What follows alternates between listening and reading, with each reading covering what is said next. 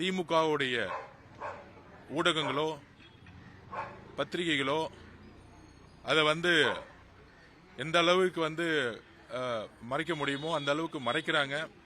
ஆனால் கிரவுண்ட்ல மிகப்பெரிய ஒரு அலை உருவாகிட்டு இருக்கு. அதை நேற்று நீங்க கொளத்தூர் தொகுதியிலே பார்த்திருப்பீங்க.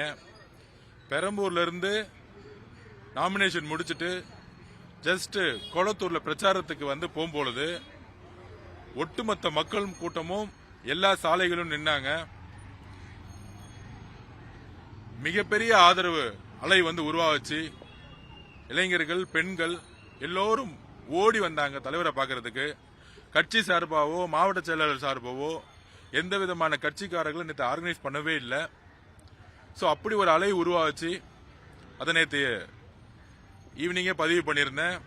காவல்துறை எந்த அளவுக்கு எங்களுக்கு சப்போர்ட் பண்ணல. அதனால பிரச்சாரத்தை ரொம்ப விரைவாகவே முடிச்சுட்டு மக்களுடைய பாதுகாப்புக்காகவே நேற்று தலைவர் கிளம்பினார் கொளத்தூர்ல இருந்து. அதனால வில்லிவாக்கத்துக்கு வர முடியல. ஆனால் கூடிய சீக்கிரத்தில் தலைவர் விஜய் அவர்கள் வில்லிவாக்கத்தில் மிகப்பெரிய பிரச்சாரத்தை மேற்கொள்வாரு அப்படின்னு ஒரு உறுதி கொடுத்தாரு அந்த மக்களுக்கு. ஏன்னா நேற்று கொளத்தூர் மக்களுக்கு மிகப்பெரிய ஆபத்து நடந்திருக்கும். எப்படி கரூர்ல நடத்தினாங்களோ, செந்தில் பாலாஜி நடத்தி இன்னைக்கு தொகுதியை மாறி கோயம்புத்தூர்ல போய் பயந்துட்டு நிக்கிறாரோ, அதே மாதிரி கொளத்தூர்ல அங்க இருக்கக்கூடிய அமைச்சர்கள் வச்சுட்டு நடத்த பார்த்தாரு.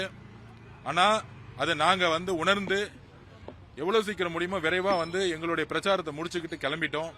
அந்த அளவுக்கு காவல்துறை எந்த சப்போர்ட்டும் நேற்று பண்ணல. அது மீடியா, உங்க மீடியாவே லைவ்ல காமிச்சாங்க. ஆனால் இன்றைக்கு வருத்தத்திற்குரிய ஒரு பேரதிர்ச்சி காலையில ஊடகங்கள்ல வந்துகிட்டு இருக்கு. எங்க தலைவர் மேலேயே எஃப்ஐஆர் ஃபைல் பண்ணியிருக்கிறாங்க. எங்க தலைவர் என்ன தப்பு செய்தார்?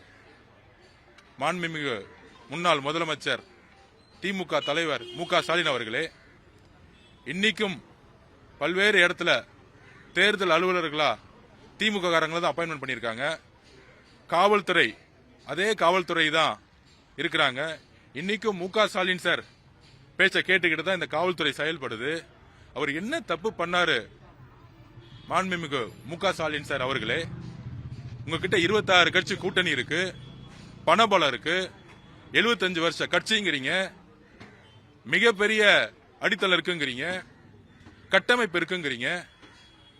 நாங்க என்ன தப்பு செஞ்சோம்? இதுதான் நாங்க மக்கள்கிட்ட கொண்டு போறோம்.